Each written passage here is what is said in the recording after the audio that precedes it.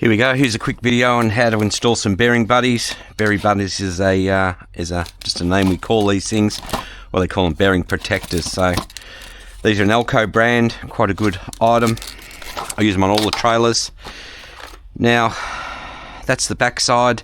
This is the front side. You put the grease nipple on there, pump it full of grease. What it does, it pushes the spring back, and the grease forces into the bearing, keeps dirt, dust, all sorts of stuff out of the bearing, and prolongs the bearing life. Hole at the bottom, so that's fairly important. That goes at the bottom of the hub. I've already taken the hub off. It's just a simple fact of hitting that. That's it back on. Just give it a bit of a tap. The hub protector cap comes off. There you go. Grab hold of that and hold to the bottom. Give it a bit of an initial start. These ones feel like they're a little tight. Let's see how we go.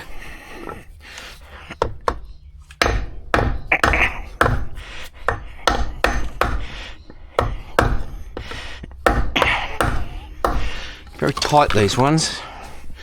A little bit more at the top.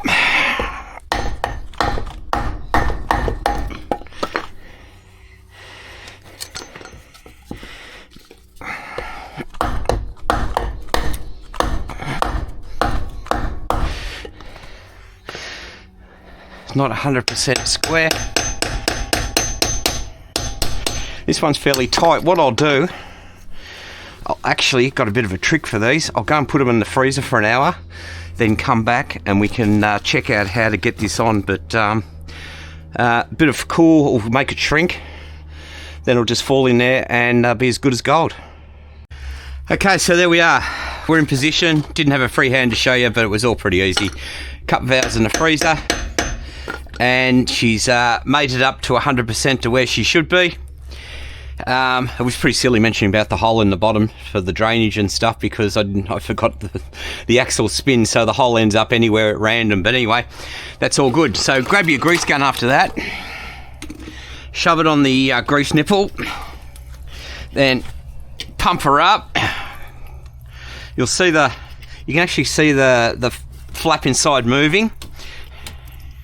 So she is there. I really should invest in a battery grease gun. That'd be much more fun than this. So as you can see, the flange at the back inside there is moving around. It's pumping up, filling full of grease. In turn, the grease gets pushed back into the bearings, keeps all the dirt, keeps all the water out. Great for trailers on boats, these things. They do a seriously great job, keep the water out of the bearings. You probably never need to change the bearings on a boat trailer. So you just pump it up until it starts to come forward. See, it's starting to come forward now. Always a little bit of spilled grease with this stuff. So there it is. It's up. It's not moving anymore now. Oh, it's moving a little bit. Give it a bit more of a pump. There you go. So it's coming out the hole there. It's pretty well full of grease.